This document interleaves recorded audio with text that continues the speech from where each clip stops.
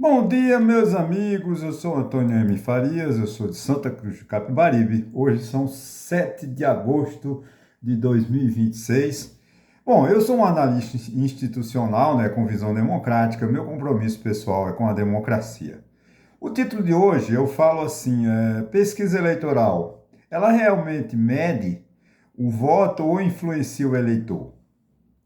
É interessante porque a gente todo dia, né, nos defrontamos, lemos, ouvimos sobre pesquisas eleitorais. Porque os candidatos não têm mais proposta, os candidatos não falam mais com o povo, porque eles simplesmente contratam os marqueteiros e os marqueteiros fazem um projeto, enchem as redes sociais e os jornais de informações e os candidatos ficam meramente, como se assim, são marionetes. Eles não têm mais contato com o povo, como antigamente, né, que o eleitor, o candidato saía em busca do eleitor. Hoje o eleitor é que vai em busca do candidato, né? Mas imagine o seguinte, um jornal anuncia hoje de manhã, né? O candidato A tem 42%. B aparece com 38%. Imediatamente, desculpa a tosse, o que está na frente, A está na frente, B está perdendo, a eleição já está praticamente definida. Mais precisamente fazer uma pergunta anterior, o que é esses 42%? Né? O que, que isso significa? Como isso funciona? Gente, vamos lá, quando eu diz assim, o candidato A tem 42%, o candidato B tem 38%, a margem de erro é de 2 pontos para mais, para menos, isso aí é outro critério, tá? Não significa que os 198 milhões, 196 milhões de eleitores brasileiros estão, 42% estão com o candidato A ou com o candidato B. Isso é uma mera ilusão. É que as pesquisas, elas não informam, tá?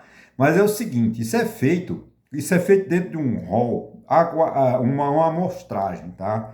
Os institutos de pesquisa, eles saem às ruas com uma amostragem. Por exemplo, a pesquisa de hoje, vamos ouvir 2 mil eleitores no estado de Pernambuco. Então vamos pegar são 182 municípios, né? Vamos dizer que Pernambuco tem, se eu não me engano. Aí ele pega assim, vamos ouvir 2 mil pessoas em 192 municípios. Então ele vai fazer uma conta álgebra e vai ouvir em todos os municípios de Pernambuco um total de 2 mil pessoas.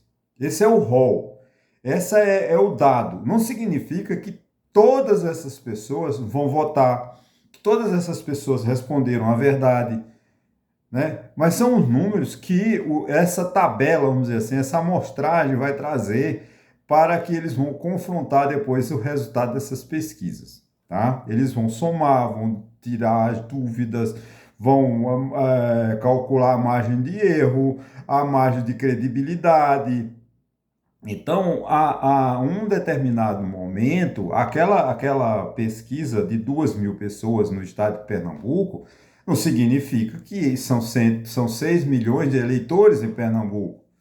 Quando o candidato A tem 42% e o candidato B 38%, não significa que 6 milhões de eleitores estão decidindo o futuro de Pernambuco. Claro que eles vão decidir na próxima eleição, mas essa é uma amostragem, né? Mas a mídia ela não informa isso, tá? Ela diz o seguinte: o fulano, essa questão de pesquisa, tá, gente, muito utilizado pelos institutos de pesquisa. Quanto maior o rol, vamos imaginar que ao invés de ele ouvir 2 mil pessoas, eles ouvissem 6 mil. O índice de segurança dessa pesquisa seria melhor, porque ele não viu um número maior de pessoas. Vamos imaginar que fosse 10 mil. Mais segurança, mais confiabilidade ganhava essa pesquisa. Por que, que eles fazem com um número reduzido de pessoas? Porque pesquisa é caro. Não pense você que o Instituto de Pesquisa vai sair, que pesquisa de R$ 10, de R$ 20, são milhões de reais. Então, mesmo os partidos políticos, os bancos, as empreiteiras que querem ter uma noção, eles fazem um curso, se associam lá e pagam milhões para que as pesquisas sejam divulgadas. Não é barato fazer uma pesquisa. Então, eles reduzem o número de pessoas ouvidas, que é exatamente ele tem um custo menor dessa pesquisa. Mas o resultado é o mesmo, tá? Estatisticamente é o mesmo. O IBGE faz muito isso. Como o IBGE faz isso? A gente às vezes nem percebe. Ah, mas eu nunca fui ouvido pelo IBGE. Não tem exatamente, porque não tem importância.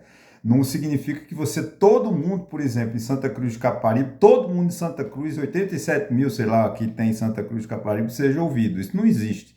Eles vão pegar um mínimo de pessoas de Santa Cruz de Caparibe, vão analisar e vão chegar à conclusão a um número aproximado de intenções de voto ou de qualquer outro índice que eles estejam procurando, né? Por exemplo, qualidade de preço, quantidade o gosto do cliente pelo produto, o lançamento do produto. Então, os institutos, as pesquisas não são feitas somente em época de eleição. A gente está acostumado a achar que pesquisa eleitoral é Não. As empresas, elas fazem pesquisas diariamente para ver se o gosto do mercado, se os produtos estão sendo aceitos, se o produto está sendo aceito ou não, e é para que os empresários tenham uma noção dos seus ganhos do seu produto, né? O que acontece?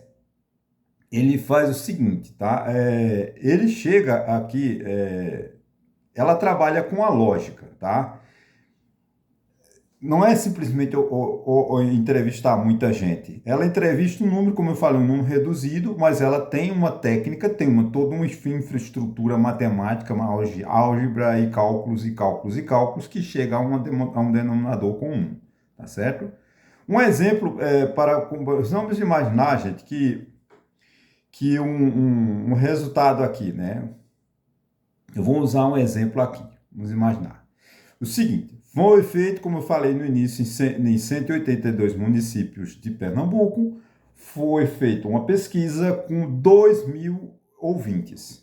2.000 pessoas foram constatadas, interrogadas, se dispuseram a responder todos os requisitos. Portanto, quando alguém fizer uma pesquisa, ele tem que se identificar, não é qualquer um, ele tem um instituto, tem o nome, ele tem que dizer o nome dele, dizer a finalidade da pesquisa, nunca, eu sempre, um conselho, quando for parado na rua para entrevistar, fale a verdade, porque você está ajudando a você mesmo.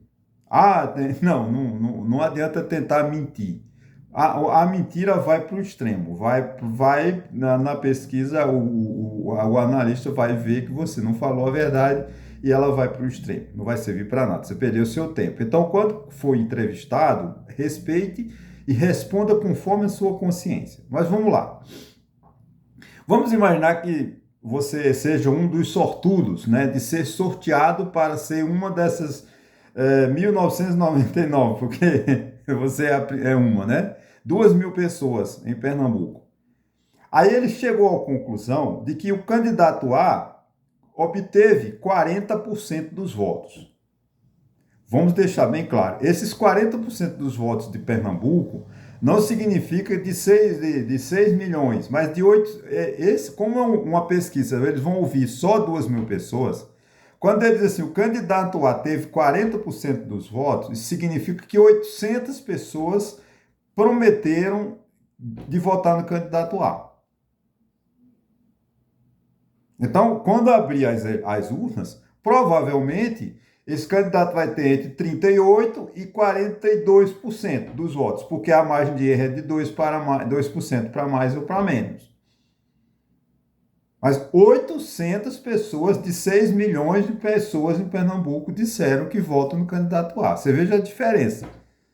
O candidato B tem 35%. Significa que esses 35% representam 700 pessoas em Pernambuco, por exemplo, um exemplo, tá? Que disseram que vão votar no candidato B. Então, esse candidato B, ele tem entre 33% e 37%, a margem de erro de 2 para mais ou 2 para menos. E o candidato C obteve 10%, significa que 200 pessoas né, disseram que votam no candidato C. Nulo e branco, 8. 160 pessoas disseram que não votam e não vão votar em branco ou vão anular o voto. E 7% desses eleitores disseram que não sabem ou não querem declarar seu voto. Então, são 140 pessoas. Então, a conta vai fechar 2.000 pessoas. Isso é o que acontece com as pesquisas, tá? Aqui tem, vamos dizer, a A tem 40% daquele que isso corresponde inicialmente às respostas de aproximadamente, como eu falei, de 800 pessoas nas 2.000. Isso é uma metodologia, tá? Não significa que, o Lula, o candidato A, né, vai ganhar a eleição porque tem 6 milhões de votos. Não, não é isso. É porque ele foi uma margem de 40 pessoas. Essa questão estatística é muito séria, né, gente? Essa é matemática pura. Não tem como a gente dizer que é mentira de pesquisa. Não, não é. Né? A pesquisa ela pode apresentar resultados diferentes dos universos perguntados. Uma coisa, gente, é o percentual sobre entrevistados, né? Outra é a estimativa considerada, apenas determinadas respostas válidas, conforme o cálculo. Porque é a partir do cálculo que o pesquisador vai dizer se as pessoas, como é que o número de votos vai aparecer nas urnas. Pesquisa, gente, ela não mede um número final, tá? Ela mede a intenção declarada de voto. Uma urna conta os votos efetivamente. Quando abre as urnas, são aqueles votos que entrou ali. As pesquisas erraram? Não, as pesquisas não erraram. As pesquisas fizeram uma amostragem das pessoas antes de votar, né? As pesquisas não erram, as pesquisas trabalharam, tiveram o objetivo dela, que foi entrevistar as 2.000 pessoas, nas quais 40%, 800 pessoas disseram que votavam em A, 700 pessoas disseram que votavam em B, né? Que, como eu falei aqui. Agora, pode acontecer que na mudança, nesses debates, né? Por exemplo, a campanha eleitoral não começou ainda no rádio, na TV. Então, se você fizer uma pesquisa hoje, ela tem um número, vai ter um retrato, vai ter uma situação. Agora, quando começar o programa Debates Eleitorais, os candidatos começarem a aparecer no rádio, na TV, os debates, as mentiras, aí os eleitores vão se inflamando, vão tomando partido, vão defendendo. Aí começa a mudança. As pesquisas vão mudar. Se você, a pesquisa é errada porque toda hora muda. Não, não muda, não é a pesquisa que muda. A pesquisa faz do mesmo jeito. O que muda é a intenção do eleitor com os acontecimentos, né? A margem de erros, é um cálculo, como eu falei, né? Eles fazem 2 pontos percentuais para mais e para menos, né? Para ver exatamente, para dar uma margem de segurança. A margem do erro amostral também significa um dado muito importante, né? E aí o seguinte, o grande problema meu, que é do Brasil, o nível de confiança da pesquisa é de 95%, tá? Isso significa o seguinte, que existe 95% de probabilidade daquelas pesquisas ser certo, do candidato A vencer com 40% e o candidato B ficar com 35%. Não significa que isso absolutamente vá ocorrer, mas é uma probabilidade. Então, para o público em geral, né, a gente precisa ter essa responsabilidade de dizer a verdade. A pesquisa ela não é um resultado final. Ela é sempre uma provável intenção. Ela dá uma determinada. Ela aponta, não significa como um índice. Né? É um índice. Ela aponta para o candidato A que o candidato A tem 40%. Mas não significa que quando abrir as urnas, esse candidato vai abrir com 40% dos votos, tá? Porque é muito grande a gente ter a responsabilidade de dizer, ele está com 40% das pesquisas, vai vencer. Não.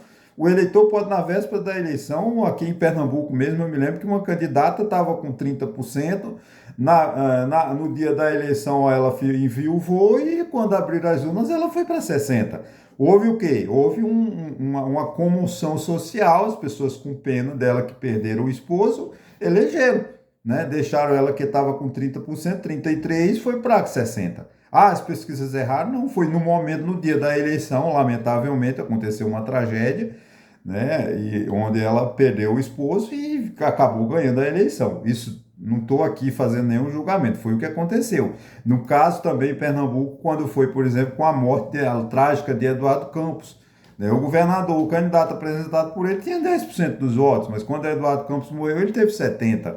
Por quê? Porque a comoção social, as pessoas resolveram votar no candidato que é apoiado por Eduardo Campos, porque ele morrera num desastre que faz pena ao Brasil, né? Desde 2014, que a gente planteia a morte de Eduardo Campos, né? É importante, gente, o seguinte, a Justiça Eleitoral, ela procura colocar uma ordem nas pesquisas, tá? Há uma disciplina, há uma ordem, as pesquisas têm que ser publicadas no site do Tribunal Superior Eleitoral. Essa pesquisa, ela não é, vamos dizer assim, censurada, tá? Não estou dizendo, o Tribunal, o STE, o TSE vai olhar e vai aprovar, vai desaprovar. Não, ele não faz isso, tá? Não é uma censura. O TSE, ele quer que a pesquisa seja depositada no site dele, mas ela fica lá à disposição do eleitor. É o eleitor que faz a sua leitura, é o eleitor que pode consultar o site do TSE e confiar naquela pesquisa. Se por acaso tiver algum erro, aí sim, aí o partido ou o candidato é que sofre por ela as consequências, mas aí é civil, não há uma punição, mas tem toda uma regra, não é qualquer pesquisa, tá, gente, que vai ser registrada no TSE. Ela tem toda uma estrutura, toda uma questão muito importante, né? E uma coisa interessante vamos imaginar o seguinte, né? Esse é o grande, para mim, a dor de cabeça.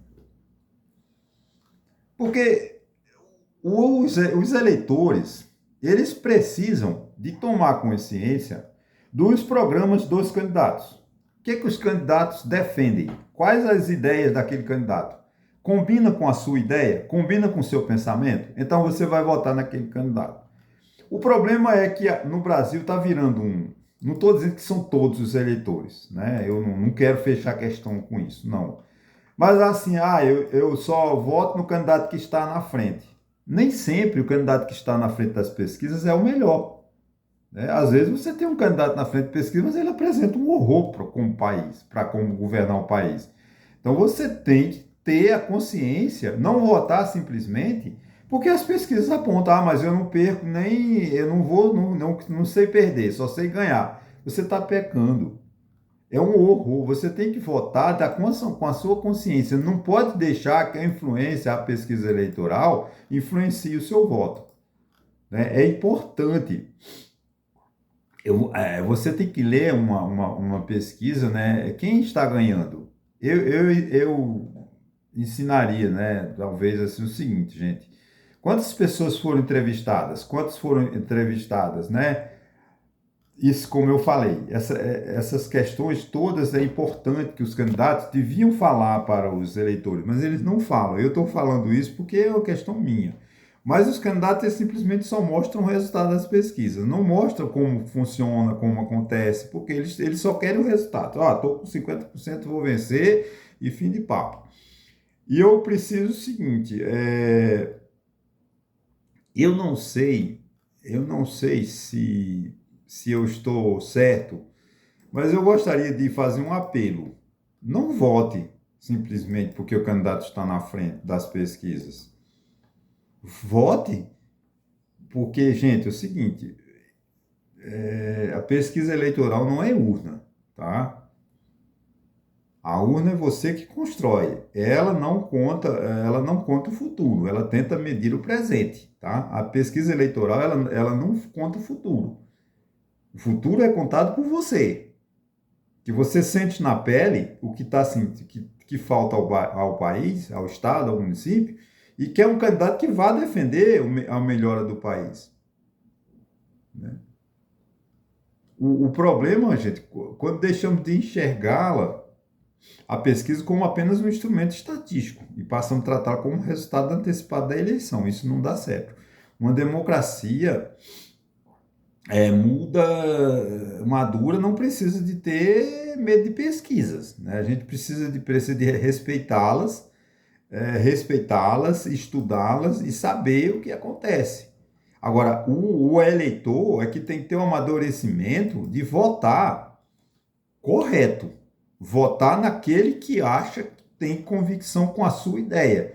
Votar simplesmente porque o candidato está na frente, eu acho que isso é uma coisa muito triste, lamentavelmente. Tá, gente? Então, valeu aqui essa minha ideia, tá? Que eu queria falar sobre isso, porque pouca gente fala das pesquisas da maneira como eu falei, mostrando que não são quantos, o candidato A tem 40%, não são todos os eleitores brasileiros, que 40% dos eleitores brasileiros vão votar no A e 35%, não, é uma amostragem, tá? De 2 mil alunos apenas, 2 mil eleitores apenas. Tá ok, gente? Olha, um bom final de semana para todos vocês e, se Deus quiser, até a próxima quarta-feira.